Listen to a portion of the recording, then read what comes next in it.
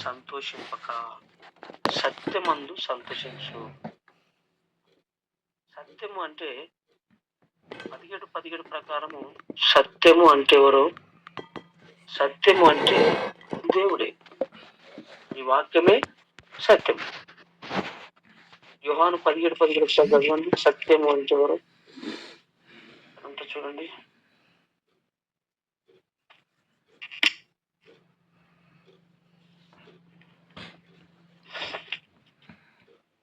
నేను ఇక లేదు ఏమన్నా కానీ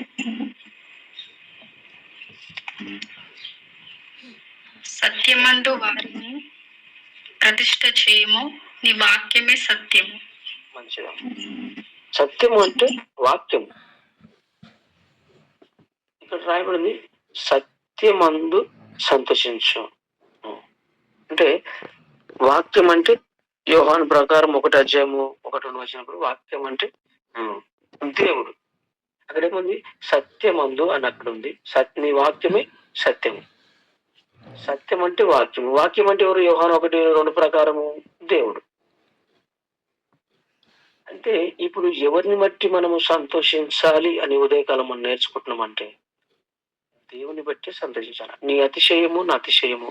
నాకు ఇంత సంతానం ఉందని, నాకు మంచి భర్త ఉందని, లేదంటే నాకు మంచి ఇల్లు ఉందని, లేకపోతే మంచి నాకు ప్రాపర్టీస్ ఉన్నాయని, మంచి జాబ్ ఉందని, దీన్ని బట్టి నువ్వు దేవుణ్ణి స్తుతించాలి కానీ సంతోషపడకూడదు. దేవుని గణపరచాలి. నీకు దేవుడు ఉన్నందుకు నువ్వు సంతోషపడాలి. నువ్వు జాబ్ వచ్చినందుకు నువ్వు దేవుని జాబును బట్టి స్తుతించాలి. నీ అతిశయం దేన్ని బట్టి అంటే యెహోవాను బట్టి ఉండాలి. నీకు సంతానం మంచి పిల్లల్ని అనుగ్రహించున్నాడంటే గర్వపడక, లోకరీతిగా ఆలోచించక, నాకు 2 పిల్లలు దేవుడు అనుగ్రహించినాడు, ఆయనకు మహిమ కలుగును గాక. నువ్వు ఏది చేసినా ప్రభును స్తుతించబిడ్డవై ఉండాలి. ప్రభును, నీకు మంచి జాబ్ వచ్చిందా, నాకు జాబ్ ఇచ్చినందుకు ప్రభా నీకు స్తోత్రాలు అన్నాడు. నువ్వు జాబ్ని బట్టి సంతోషపడద్దు. సంతోషం లోకరీతి అది నాకు జాబ్ ఉందని నువ్వు సంతోషపడి సమరపడితే అది నువ్వు అతిశయానికి దారి తీస్తుంది. నాకు మంచి జ్ఞానం ఉంది, దేవుడు నాకు అనుగ్రహించాడు, ఆయనకే మహిమ కలుగును గాక. నాకు మంచి గుడారం ఇచ్చాడు దేవుడు, ఆయన నామానికే మహిమ కలుగును గాక. నీకు ఏది ఇచ్చినను ఆయన నామాన్ని కనపరచాలి. ఇక్కడ దుర్నీతి విషయంలో సంతోషపడక సత్యమందు నువ్వు సంతోషించును. సత్యము అనగా వాక్యము. వాక్యము అంటే దేవుడే. నువ్వు ఏది చేసినా నువ్వు దేవుని బట్టి సంతోషించాలి. నీకు మేలైనను కీడైనను నువ్వు ప్రతి విషయంలో దేవునికి కృతజ్ఞుడవై ఉండేటట్టు చూసుకోవాలి. నేనేమంటున్నానంటే జాగ్రత్త గుర్తుపెట్టుకోండి, దేవుడు ఎక్కువగా అన్యులకే కనబడతాడు, మనకు కనబడడు సరిగా. ఎక్కువ శాతము దేవుడు ఎవరికి బయలుపరచబడతాడంటే అన్యులకే బయలుపరచు. బైబిల్లో ఎక్కువ శాతం ఎవరికి కనబడట్టుంది చెప్పండి? అన్యులకే కనబడ్డాయి. నాకు తక్కువ. స్టార్టింగ్ లో ఇప్పుడు అబ్రాహాంకి ఎప్పుడు పరిచయం అయ్యిండు? అన్యుడుగా ఉన్నప్పుడు, క్రైస్తవులు ఉన్నప్పుడు. అన్యుడుకున్నప్పుడే. పౌలుకు పౌలుకు మనం పౌలు అంటున్నాం, సౌలు అంటాం. ఎప్పుడు పరిచయం అయ్యాడు? అన్యుడుగా ఉన్నప్పుడే. అంటే ఎక్కువ శాతం దేవుడు అన్యుడుగా ఉన్నప్పుడే పరిచయం అయింది. తర్వాత నీకు పరిచయం కాడు ఆయన. తర్వాత నీకు అప్పుడు నీతో ఉంటాడు. ఇక నీతో ఉంటాడు కానీ కనబడడు. అది గుర్తుపెట్టుకోవాలి మనం. అయ్యా మరి కనబడి ఒకసారి మళ్ళీ నీతోనే ఉంటాడు. ఇక నీకు ఒకసారి కనబడంటే నేను మార్చుకున్న తర్వాత నీ పక్షమే ఉంటాడు ఆయన. అందుకే ఈ మాట చూడండి, ఆ మాట పౌలు అంటాడు చూడండి. ఆ మాట తిమోతి 1 తిమోతిలో అంటాడు చూడండి. ఆ మాట ఒకసారి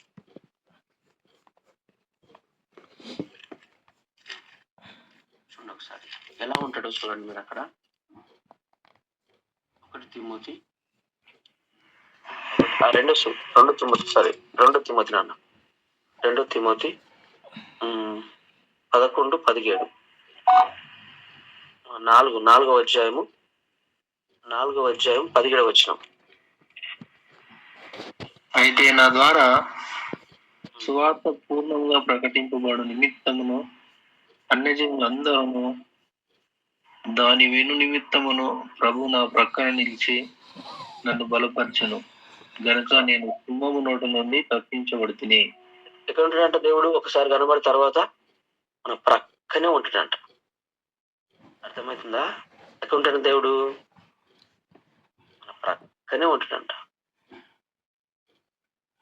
ఇప్పుడు షడ్రక్ మేషక్ అబేద్కరులను బంధించినప్పుడు ఎవరు కనబడ్డాడు దేవుడు? అది కనబడ్డాడు.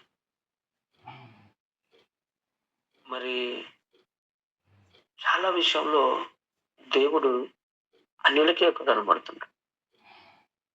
ఎందుకంటే వారిని మార్చడానికి, వారిని సరిచేయడానికి. మరి మనకి ఎందుకు కనబడాడు అంటే మనకు వాక్యంతో ప్రతిక్షణం మాట్లాడుతూనే ఉంటాడు. ఎక్కడ ఉంటాడా అంటే మన ప్రక్కనే నిలిచి, పౌలు అంటుంది కదా, నా ప్రక్కనే నిలిచి చదువుకున్నాం. మనకు వెన్నంటే ఉంటాడు ఆయన. నేను విడుబడు ఎడబాయడు ఆయన. నువ్వు పిలిస్తే పలుకుతాడు. కాబట్టి మనకు చాలా తక్కువ కనబడతాడు. మరి కనబడతలేడని మనం కంగారు పడకుండా ఆయన మన ప్రక్కన నిలిచి మనం ప్రతి విషయంలో నుండి మనము తప్పిస్తూ ఉంటాడు. ఆయన సర్వాంతర్యామి. ఆయన నీ కంటికి కనబడడు కానీ నీ ప్రక్కన నిలిచి నిన్ను బలపరుస్తూ ఉంటాడు. అందుకే మనం ఏం చేయాలంటే దుర్నీతి విషయంలో సంతోషపడక మనము సత్యమందు సంతోషపడాలి. సత్యం అనగా వాక్యమందు సంతోషపడాలి. ప్రతిదినము నువ్వు వాక్యం చదవడానికి ఇష్టపడాలి. ప్రతిదినము నువ్వు ధ్యానం చేయడానికి ప్రేమ కలగాలి. మీరు చెప్పిన ఎన్ని వాక్యాల నుండి ఎన్ని పాటలు పాడండి, ఎంత చర్చకు ఇవ్వండి, కానీ వాక్యము చదవకపోతే మాత్రం మీలో నూతన ఆత్మనైతే రాదు. వాక్యము చదివి నెమరు వేసి నువ్వు దాన్ని భుజిస్తేనే నీ కడుపు నింతది, నీ హృదయం మార్చబడుతుంది. నువ్వు వాక్యం వినడం వల్ల నీకు కేవలం విశ్వాసమే వస్తుంది. ఏమొస్తుంది? వాక్యం వినడం వల్ల విశ్వాసమే వస్తుంది నీకు. ఆ విశ్వాసము నేను వాక్యం వైపు తిప్పుతుంది. నువ్వు ఇప్పుడు నేను ఒక 20 నిమిషాలు వాక్యం చెప్పిన అనుకో, కొన్ని రిఫరెన్స్ చెప్తా, అన్న మంచిగా చెప్పిండు అని నన్ను మంచోడని నువ్వు రిఫరెన్స్ రాసుకుంటావు. తర్వాత బైబిల్ మూసి మళ్ళా నైటే తెరుస్తావు తప్ప మధ్యలో నువ్వు తెరవడానికి ఇష్టపడవు. నీకు ఇప్పుడు సమయం ఉండదు. వాక్యం అయిన తర్వాత ప్రార్థన అయిపోయినాక నీకు వంట పని ఆ పని ఉంటుంది. అదంతా అయిపోయినాక మరలా నీకు టైం దొరికినప్పుడు మళ్ళీ బైబిల్ తెరిచి ఆ నోట్బుక్ తెరిచి ఏ రిఫరెన్స్ అయితే ఈ రోజు కోట్ చేయబడిందో అది మరలా చదువుకొని ఒక మెసేజ్ గా నువ్వు తయారు చేసుకొని మరలా ఇంకేమన్నా ఎందుకంటే అన్నకు సమయం ఉంటే నేను 2-3 చెప్తాను. ఒక్కొక్క దానికి చాలా రిఫర్ చేయొచ్చు, కానీ అంత సమయం ఉండదు. కాబట్టి నువ్వు నీ వ్యక్తిగతంగా ఈ నూతన సంవత్సరంలో అడుగు పెట్టబోయి ముందు నువ్వు ఒక తీర్మానం తీసుకోవాలి. ఏమని తీసుకోవాలంటే, అబ్బా నేను ఎప్పుడు బైబిల్ కంప్లీట్ చేయలేను. కొందరు ఏం చేస్తారంటే బైబిల్ కంప్లీట్ చేసిన పేరే ఉంటది కానీ వాళ్ళకి ఏం చదివినో అర్థం కాదు, ఏమి వార్త దేవుడు మాట్లాడినో వాళ్ళకి అర్థం కాదు. ఏదో టకటక బైబిల్ త్వరగా 2 రోజులు ముగించమన్నాడు, 10 రోజులు ముగించమన్నాడు అని కొందరు ఏం చేస్తారంటే టక్ చదువుకుడిపోతే వాళ్ళకి ఏం అర్థం కాదు. అందుకే ఈ నూతన సంవత్సరంలో ఒక తీర్మానం మీరు తీసుకోవాలా. ఆదికాండం నుంచి స్టార్ట్ చేయాలా. స్టార్ట్ చేసి రోజు ఒక 3 అధ్యాయాలు లేదా ఒక 4, మీ శక్తి మీ జ్ఞానం, కొందరికి ఎక్కువ జ్ఞానం ఉంటుంది, కొంచెం ఎక్కువ, లేదంటే 3 లేదా 4 చక్కగా క్రమబద్ధంగా నీట్ గా చదువుకుంటూ వెళ్ళిపోతే మీరు చక్కగా మీరు ఈ సంవత్సరంలో కంపల్సరీ బైబిల్ ఒక్కసారైనా కంప్లీట్ చేసిన వాళ్ళు అవుతారు అనమాట. ఎవరైనా అడుగుతారు, బ్రదర్ మీరు బైబిల్ ఉంటుంది కదా, మీరు ఎన్నిసార్లు చదివారు అంటే మీరు నోరు తెచ్చి చూసి కూడా కూర్చుంటారా? మీరు ఏం చేయాలి? బ్రదర్ మేము ఒకసారి కంప్లీట్ చేసినాం, 2 సార్లు కంప్లీట్ చేసినాం అంటే నీకు ఇచ్చిన ధర్మశాస్త్రాన్ని నువ్వు ఇప్పుడు నేను ఒక మాట అంటే ఎవరు బాధపడద్దు. ఫ్యూచర్ ఇవన్నీ చేసి వచ్చిన వాళ్ళే కాబట్టి మనం ఎవరైనా ప్రేమించినాం అనుకో, అప్పట్లో ఫోన్లు లేవు, ఒక 10 years బ్యాక్ ఫోన్లు లేవు కదా. కాయిన్ బాక్స్ ఉంది, అది రూపాయి చిక్క చేతిలో పట్టుకొని అది కట్ అయితే టింగ్ వేయాలి, టింగ్ అంటే అట్లా మాట్లాడిన వాళ్ళం. అంత కొంచెం ఇంకో 5 సంవత్సరాలు ఎంటకోవాలి. పోతే అప్పుడు ఏముండే, ఫోన్ లేకుండే. ఎవరితో ల్యాండ్ లైన్ నెంబర్ కిరాణా కొట్టెళ్తుంటే మనము ఫోన్ నెంబర్ ఇస్తే జర సావుకారి జర మా అమ్మమ్మోళ్ళు ఫోన్ చేస్తారు, జర చెప్పు సావుకారి అంటే ఒక సావు కబురు వచ్చేది ఫోన్ల ద్వారా. సావుది అయితేనే వాడు చెప్తాడు, లేకపోతే వేరే చెప్పాడు. పని లేదు అవే మాకు ఊకే అది చెప్పడు. సావు అయింది అనుకో చెప్తారు వాళ్ళు, జర చెప్పయ్యా జర అలా అమ్మమ్మ కాలం చేసినాను చెప్పంటే చెప్తారు. కానీ వేరే విషయాలు చెప్పమంటే చెప్పరు వాళ్ళు. అయితే నేను ఏమంటున్నానంటే, చిన్నగా ఉన్నప్పుడు మనం ప్రేమ ఉత్తరం రాస్తాం, ప్రియాతి ప్రియమైన ఇట్లా రాసిన తర్వాత అది ఇక్కడ రాసిన తర్వాత వాళ్ళకి ఇచ్చి పంపిస్తాం. డైరెక్ట్ ఎవరైనా ప్రేమ లేక మీ జీవితంలో రాసి డైరెక్ట్ ఇచ్చిన వాళ్ళు ఉన్నారు ఎవరన్నా? ఎవడియ్యడు. చిన్న బుడంకాయ కావాలి, వాడిచ్చి తీసుకుపోయినప్పుడు దాన్ని ఎన్నిసార్లు చదువుతూ తెలుసాను, అమ్మ తనివి తీరదు నీకు ఇట్లా అంటావు. దాన్ని మళ్ళా చదువుతావు, మళ్ళీ తీస్తావు, చేసేపోయినాక మళ్ళీ చదువుతావు. నీలో నువ్వే శారమనవినట్టు నవ్వుతావు. నేను పిచ్చోడనల్లా లేకపోతే అన్న చదివినాక అది అట్లే భద్రంగా దాపెట్టుకుంటావు దాన్ని. నీ మనసులోకి అమ్మాయి వెళ్ళిపోతుంది, కానీ లీడర్ మాత్రం నీ దగ్గరికి వెళ్ళిపోదు. అంటే నువ్వు అంత కనెక్ట్ అయిపోయినావు దానికి. నేనంటాను ఇది ప్రేమ పుస్తకం. మనకు బైబుల్ రోమ గ్రంథం ఉంటది. ఎందుకు మాట చెప్పినంటే ఎవరినో బాధ పెట్టాలని కాదు, కానీ దేవుడు మనకిచ్చిన ప్రేమ పుస్తకం ఇది. దేవుడు మనకిచ్చిన ప్రేమ పుస్తకం. చూద్దామా మాట, చూద్దామా బైబుల్లో, చూద్దాం ఒక రోమ గ్రంథం చూద్దాం ఒకసారి. మీరు అనుకుంటా అన్న అన్నీ చెప్తుంటాడు, మా ఫ్యూచర్ లో జరిగిన అన్ని అన్నకి ఎట్లా తెలుస్తాయి ఏమిటి చెప్తున్నా అంటే, ఏం చేస్తాం అట్లా దేవుడు చెప్తున్నాడు మరి.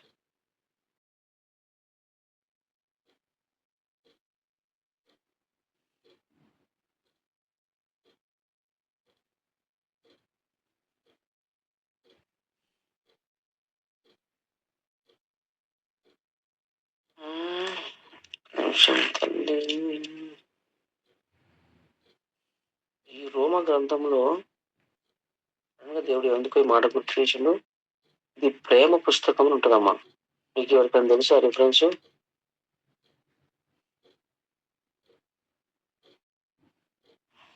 దొరకకపోతే నేను ఈ టైం తీసుకొని మీకు ప్రూఫ్లు పెడతాను.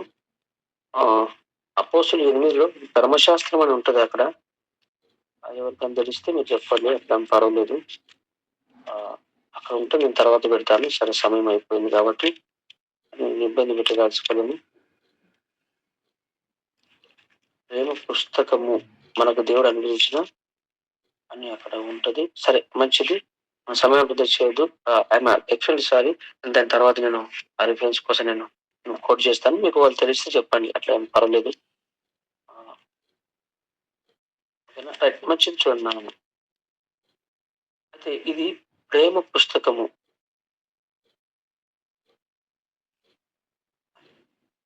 దయచేసి అందుకే దేవుడు అన్నాడు, ఇది మీకు ఇస్తున్న ఒక ప్రేమ పుస్తకము. దేవుడు ఒక ప్రేమను మనకు బయలుపరిచాడు వాక్యం చేత. అందుకే దీన్ని ఏం చేయాలంటే ప్రతిదినం మనం చదవాలి. ఇప్పుడు మనకు ఎవరైతే ఉత్తరం రాస్తారో ఆ ఉత్తరాన్ని మనం పదే పదే చదువుతాం. ఎందుకంటే ఆ మనిషి రాసిన వ్యక్తి మీద మనకు ప్రేమ ఉంటది కాబట్టి మనం పదే పదే చదువుతాం. అయితే ఇప్పుడు ఈ ప్రేమ పుస్తకం, ఈ బైబిల్ అనే ప్రేమ పుస్తకం దేవుడు మనకి ఇచ్చింది కాబట్టి మనకు దేవుని మీద ప్రేమ ఉంటే ఈ పుస్తకాన్ని మనం పదే పదే చదువుతాం అన్నమాట. లేకపోతే చదవలేము. ఇప్పుడు ఈ పుస్తకం ఇచ్చిన దేవుని మీద మనకు ప్రేమ ఉండాలి ఫస్ట్. మనకి ఎవరైనా ఒక డ్రెస్ బట్ట ఒక చీర ఇప్పించారు అనుకో మీకు పండుగకు, ఆ ఇప్పించిన వ్యక్తి మీద మీకు ప్రేమ ఉంటేనే ఆ చీర మనం అలా కట్టుకుంటాం. లేదంటే ఆ చీర నీకు నచ్చాలని నచ్చాలా. ఒకవేళ నీకు చీర నచ్చిన ఆ మనిషి నచ్చడం అనుకో, నువ్వు కట్టుకోలేవు.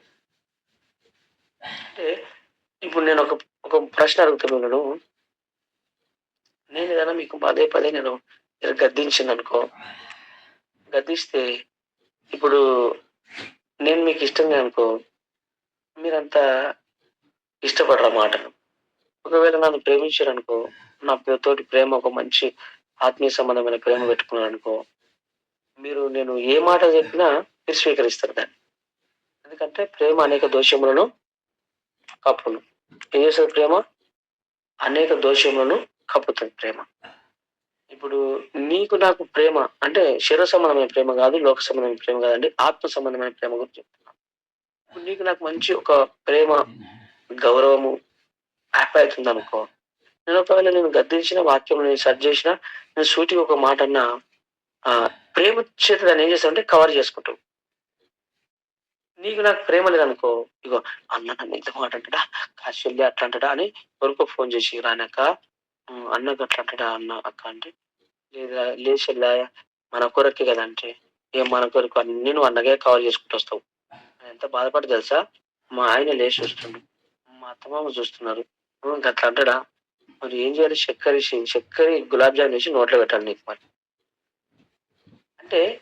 నీకు ఇప్పుడు దేవుడు నేను ఒక సందర్భంలో నా కుమారి అంటాడు, ఒకసారి జాగ్రత్త సస్తావు అన్నాడు. అప్పుడు సందర్భాన్ని బట్టి నేను గద్దించినప్పుడు నీకు ఆ మనిషి మీద ప్రేమ ఉందనుకో, దాన్ని రిసీవ్ చేసుకొని ప్రేమ అనేక విషయాలను కప్పుతుంది.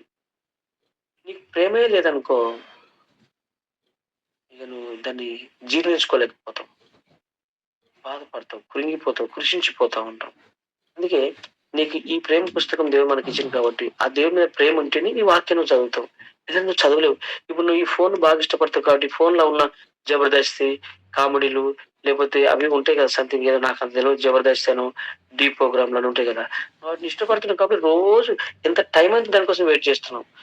జియో టైం అంతా నెట్ అంతా వెయిట్ చేసుకున్నావు. నువ్వు చూస్తున్నావు అంటే చూస్తూనే ఉంటావు. ఎందుకు? వాటికి నువ్వు కనెక్ట్ అయిపోయినావు కాబట్టి.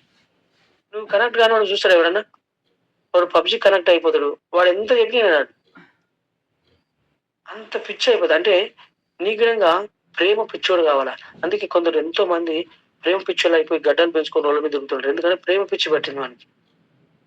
కాబట్టి నీకు దేవుడని పిచ్చి పట్టింది అనుకో, ఎప్పుడు చూసి నువ్వు చదువుతూనే ఉండాలి. కొందరు చదువు పిచ్చోళ్ళు అవుతారు, ఎప్పుడు చూసి నువ్వు చదువుతూనే ఉంటావు రా నాయన. ఎప్పుడు వెళ్తే వాడికి ఫ్యూచర్ గోల్ పెద్దగా ఉంటది, వాడు ఖచ్చితంగా చదువుతుంటాడు. అందుకే మనము ఈ ప్రేమ పుస్తకంలో పడ్డామనుకో, వాక్యం అందు మనం సంతోషపడాలి. ప్రతి విషయంలో నీకు బాధ వచ్చినా, దుఃఖం వచ్చినా, కష్టం వచ్చినా వాక్యంతోనే షేర్ చేసుకోవాలి. అక్కడ ఆ మాట ఉంటుంది, ఆ మాట ఒక్కటి చదవని ప్లాన్ చేస్తా. చూడండి ఆ మాట చూడండి, ఒక్కసారి ఆ మాట చదవండి. నేను క్రిస్మస్ కొరకు చెప్పుదాం అనుకున్నాను, మా దేవుడు తీసుకుపోయాడు. ఈ నెలంతా క్రిస్మస్ కొరకు ఒక్కొక్క 2 మాటలు మీకు పంచుకుందాం అనుకున్నాను. మరి ఈ రోజు అయితే ఇలా గడిచిపోయింది. ఈ రోజైనా దేవుడు ఏది కావాలో అని చెప్తున్నాడు మనకు. వీలైతే మళ్ళీ, ఎందుకంటే క్రిస్మస్ లేడీస్ బాయ్స్ కలిసి ఉండేది పొద్దుగాలనే కాబట్టి, ఇక సాయంత్రం పూట అయితే కొంచెం ఈ వారం వరకు నేను కొంచెం జూన్లోకి రావడం కష్టమే సాయంత్రం పూట. ఎందుకంటే కొంచెం ఆ గ్రామం ఈ గ్రామం తిరుగుతున్నాను కదా, అట్లని కొంచెం ఇబ్బంది. అయినప్పటికీ కొంచెం నన్ను అర్థం చేసుకోండి. ఉదయకాలం అయితే ఖచ్చితంగా ఉంటా కాబట్టి అందరు ఉంటారని చెప్తున్నా. చూడండి యాకోబు 4వ అధ్యాయము 13వ వచనం చూడండి. ఇది ఒక్క మాట ప్రార్థన చేస్తున్నాను.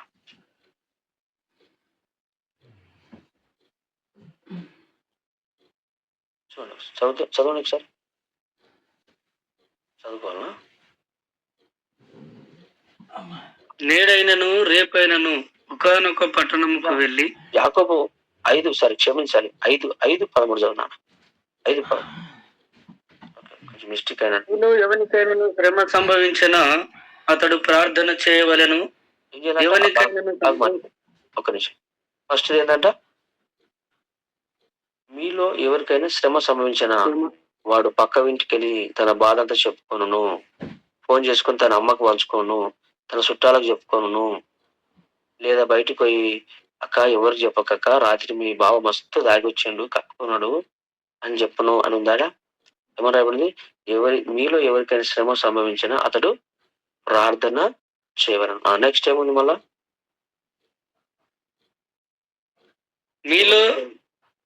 మీలో ఎవరికైనా సంతోషము కలిగిన అతడు కీర్తనలు పాడవలెను. ఏం చేయాలంట? అయ్యా ఎలా జరి ఎందుకో మాట నేను అనిపిస్తుంది, జరి సంతోషంగా మళ్ళీ పూలు తీసుకురా, ఇలా కొట్టుకురా ఇష్టపడు ఇలా ఎందుకంటే నాకు మస్తు సంతోషం ఉంది. అది కాదు, సంతోషం వస్తే నువ్వు ఏం చేయాలంట, మంచిగా ఒక పాటల పుస్తకం కూడా పెట్టుకొని నీ ఫ్యామిలీ మోకరింపు చేసి, సంతోషమందైనా శ్రమల ఎందైనాను నా స్తుతి కీర్తనకు ఆధారం. చక్కగా నీకు సంతోషం కలగానే నువ్వేం చేయాలంట? కలనైన కుమారు అని చక్కగా నీకు ఇచ్చిన జ్ఞానం బట్టి అట్లా నువ్వు చక్కగా పాడుతూ ముందుకెళ్ళిపోవాలి. తర్వాత చిన్న మాట ఇంకోటి ఏముందంటే అక్కడ ఎవరికైనా సంతోషం కలిగిన అతడు కీర్తనలను పాడవలెను. ఈ 2 మాటలు ఇక చాలు. ఎందుకంటే ఇక ముందుకు పోయిన కొద్దీ ఇది గుంజుకోపోతుంది ప్రేమ. ఇది ఇక మరి సమయం చాలా ఇంపార్టెంట్ కాబట్టి. అన్నయ్య ఒక క్వశ్చన్. అన్న తమ్ముడు, వినటం వలన కేవలం విశ్వాసమే వస్తుంది అన్నారు కదా, దీన్ని ఎట్లా అర్థం చేసుకోవాలి? వినటం వల్ల అంటే విశ్వాసము వస్తుందని బైబిల్ సెలవిస్తుంది. వినటం వల్ల ఇప్పుడు నువ్వు నూతనంగా ఉన్నావు, అన్యునివి, నీకు ఇక్కడ ఏమీ తెలియదు, నేను ఎవరు రిఫర్ చేసిన చర్చ్కి రా తమ్ముడు అని పిలుచుకొని పోయారు. నీకు అక్కడ దేవుని యొక్క మాటలు నేను బోధించినప్పుడు నీకు ఒక ప్రశ్న విన్నప్పుడు నీకు ఒక విశ్వాసం అంటే దాని మీద ఒక నమ్మకం పుడుతుంది. ఓకే, నేను దేవుని నమ్మాలి, ఇది నిజమే కదా, ఇది లోకంలో జరుగుతుంది కదా, అది నీకు ముందు తెలుస్తుంది. తాగితే చెడిపోతామని, టైం వేస్ట్ తిరిగితే జీవితం ఖరాబ్ అవుతామని, బైబుల్ చదివితే బాగుపడతామని, దేవుని దగ్గరకు వస్తే అన్ని తెలుసు. మరొకసారి వినడం వల్ల నీకు మరలా ఇది నిజమే కానీ ఒక విశ్వాసం నేను స్టార్ట్ అయిపోతుంది. ఆ విశ్వాసాన్ని బట్టి నువ్వు దేవుని దగ్గర రావడం వల్ల వాక్యము నేను ఏం చేస్తా అంటే నేను బలపరిచి స్థిరపరుస్తుంది. నువ్వు వాక్యం వినే నువ్వు బాగుపడతావు అనేది చాలా తక్కువ. నీ అంతా నువ్వు అందుకే నువ్వు విని నీకు నువ్వు ప్రార్థించుకుంటూనే రక్షింపబడతావని వాక్యం సెలవిస్తూ ఉంటుంది. కాబట్టి వినడం వల్ల నీకు ఒక విశ్వాసం అంటే నువ్వు నీ సొంతగా వినడం వల్ల నీకు మనసులో ఒక విశ్వాసం స్టార్ట్ అవుతుంది. అంటే ప్రభు అంటే నీ విశ్వాసమే నిన్ను స్వస్థపరుస్తుంది. స్వస్థపరిచిన వాస్తవానికి విశ్వాసమా దేవుడా అంటే నువ్వు దీనికి మనం సఫర్ చేసుకోవాలి. ఇప్పుడు ఏమన్నాడు దేవుడు, నీ విశ్వాసం నేను స్వస్థపరుస్తుంది పోమ్మా అన్నాడు అనుకో. బైబిల్ చాలా మందికి అలాగే అన్నాడు. ఇప్పుడు వాళ్ళకు వాస్తవానికి దేవుని యొక్క చిత్తంగానే స్వస్థత వస్తుంది. కానీ ఆ విశ్వాసం కనుక వారికి లేదనుకో, దేవుని వాక్కు పోయినా వాళ్ళు స్వస్థపరచబడరు. ఎందుకంటే ముందు ఇక్కడ ఉంటా చూడు, నువ్వు అడిగిన తమ్ముడు ఇక్కడ ఉంటా చూడు ఆ మాట, మీలో ఎవరైనా రోగి అయిన ఉన్నాడా అతడు సంఘ పెద్దలను పిలిపించుకోవాలను, వారు ప్రభు నామమున అతనికి నూనె రాసి అతనికి కొరకు ప్రార్థన చేయవలను. ఇది మంచిదే. తర్వాత ఏమన్నా విశ్వాసహితమైన ప్రార్థన రోగిని అంటే మళ్ళీ ఈ మాట ఎందుకని అంటే విశ్వాసం ఉంటేనే నీకు స్వస్థత వస్తుంది. మళ్ళీ ఇప్పుడు నేను ప్రార్థన చేసినంత మాత్రం నీకు స్వస్థత రాదు. నేను ప్రార్థించిన నువ్వు నమ్మాలి. ఇంకో మాట చెప్తాముడా, అదొక మాట చెప్పి నేను మీకు ఇప్పుడు తోమ ఈశ్వర వెంబడి తిరిగాడు. నమ్మిండా? నమ్మలా. ఎందుకు నమ్మలేడంటే వాక్యం విన్నాడు, వెంబడించిండు, అద్భుతాలు చూసిండు, ఆశ్చర్యక్రియలు చూసిండు, ఆయనతో కలిసి తిన్నాడు, ఆయన ఇచ్చిన రొట్టె తిన్నాడు. కానీ యేసు పునరుద్ధారమై తిరిగి వచ్చిన తర్వాత నువ్వు వేసడానికి గ్యారంటీ ఏంది అని అడిగాడు. అంటే నా చేతుల్లో ఏలు పెట్టినా అన్నాడు. మరి ఎప్పుడు నమ్మిండు తోమ అంటే ఎప్పుడైతే ఏలు పెట్టిండో, అసలు వాస్తవానికి ఏలు ఆయన ముట్టుకోవద్దు వాస్తవానికి అంటాడా లేదా? మరియమ్మతో సమాధి గెలిచిన తర్వాత మరియమ్మ ముట్టుకోకపోతే ఏమన్నాడు?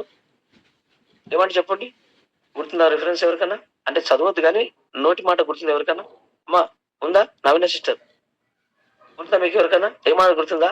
యోహాను సువార్త 21 తర్వాత చదువుకోండి. అమ్మా నేను నా తండ్రి ఎద్దకు ఇంక పోలేను, నన్ను ముట్టుకోవద్దు అన్నాడు. అన్నాడా లేదా? అన్నాడు. మరి ఇక్కడ ఆయన ఏమంటుండు? నన్ను ముట్టుకో అంటుండు. అంటే ఒకరికొక న్యాయం చేసే దేవుడా మన దేవుడేమన్నా? అంటే అక్కడ ఆమె విశ్వాసంతో అక్కడ కూర్చుంది. ఆమె నీ విశ్వాసం చాలండు. ఇక్కడ ఇతను నమ్ముతలేడు కాబట్టి నేను నమ్మడానికి ఏలు పెట్టి చూడంటే ఏలు పెట్టిన మరుక్షణం ఏం జరిగింది తెలుసా? అక్కడ దేవుడు ఈ యొక్క తోమాను గొప్పగా వాడుకుంది. మన తోమానే కదా మన దేశానికి ఇండియాకి వచ్చింది. అంటే కొందరికి ఒక రకం ఉంటది. కొందరు ఎంత వాక్యం చెప్పిన మారుమనసు పొందరు. కొందరు వాళ్ళంతలో వాళ్ళు సరే ఎందుకో మనసు జరా నిజమే అనిపిస్తుంది అన్ని మనకు తెలుసు కానీ ఎందుకు చేయలేకపోతున్నామని ఇంటికి పోయి మళ్ళీ మనం వాక్యం చదువుతాం. వాక్యం చదివినప్పుడు దేవుడు అదే పదే మీకు ఇంకో ప్రశ్న రావాలి. ఇప్పుడు అంటే తమ్ముడు అడిగిన నా ఉద్దేశం కాదు కానీ మీకు అందరికి ఒక ప్రశ్న. ఇప్పుడు ఇట్లా వాక్యం చదువుకుంటే దేవుడు వాక్యంతో మాట్లాడతారు, ఎట్లా మాట్లాడతారు ఈ ప్రశ్న మీకు రావాలా? వాస్తవానికి దేవుడు అన్నతో మాట్లాడిన వాక్యం సాక్ష్యం చెప్తాడు. దేవుడు నన్ను విధంగా మార్చిండు నాతో మాట అంటే మనతో ఎట్లా మాట్లాడతాడు అంటే ఇప్పుడు వాక్యం చదువుతున్నాం అనుకో, ఈ అప్పుడు ఆయన యెహోవా మీరు ఈ సమాజంలో నుండి అది అనుకోండి అన్నాడు. చదివినా మరి నాతో మాట్లాడలేడే అనిపిస్తది.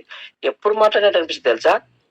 నీ జీవితంలో నువ్వు బాధ గుండా ఉన్నావు, లేదా ఒక రోగం గుండా ఉన్నావు, లేదా ఒక సంతోషం ఉన్నప్పుడు నీకు ఒక క్రమ పట్టిక ఉంటది కదా. అంటే డైలీ డివోషన్ అనేది ఒకటి ఉంటుంది కదా, రోజు వాక్యం చదివే క్రమం ఉంటది కదా.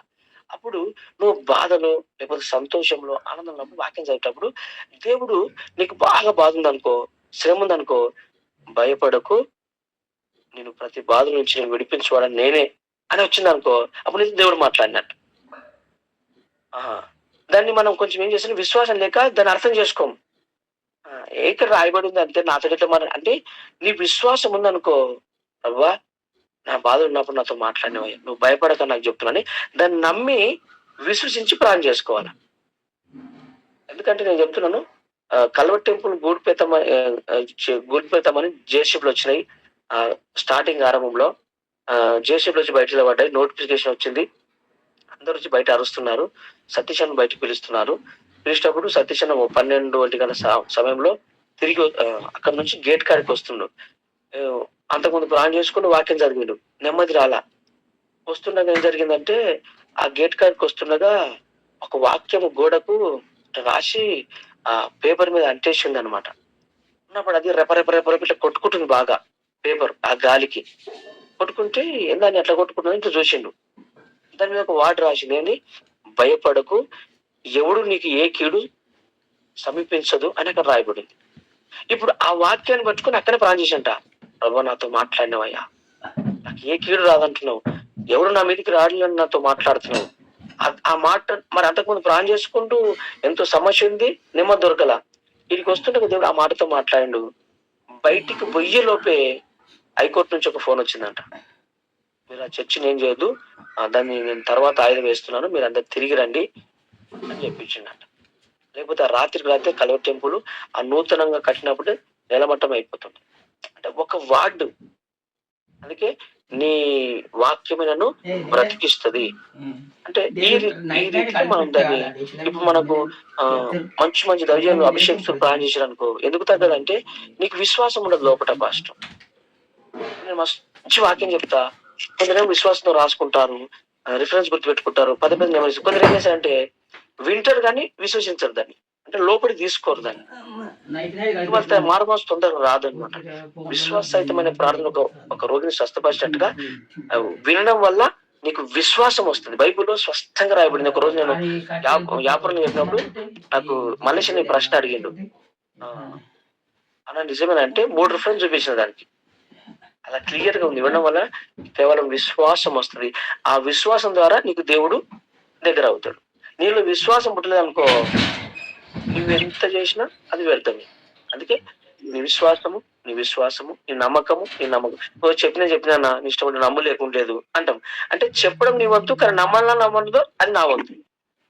అది ఆ చిన్న విషయానికి గుర్తుపెట్టుకో తమ్ముడు. ఇక సమయం లేదు దానికోసం ఒక వివరించడానికి. ఇప్పటికే అనుకున్నాను 6:10కే ముగిద్దామని అనుకుంటున్నాను, కానీ ఎప్పుడు నా నుంచి అయితే లేదు. నా గురించి ప్లాన్ చేయండి ప్లీజ్ తమ్ముడా. మంచిది. దాని విషయంలో ఇంకా క్లారిటీ కావాలంటే నేను మరలా చెప్తాను.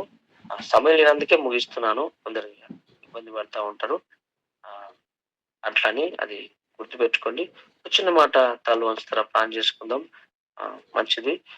ఉదయకాల సమయంలో ప్రభువా మాతో మాట్లాడుకుంటూ వచ్చినావు ప్రభువా.